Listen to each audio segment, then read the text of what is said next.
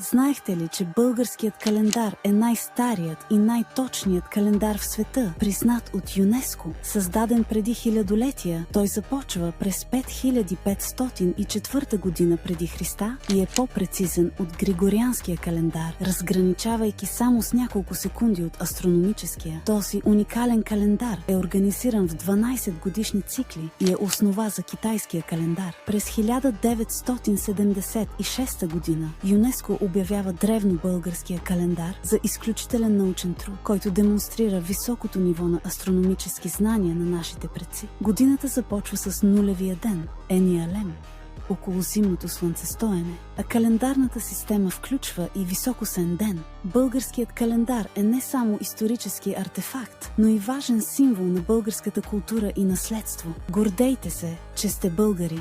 Това видео се излъчва със съдействието на Булгар Капитал.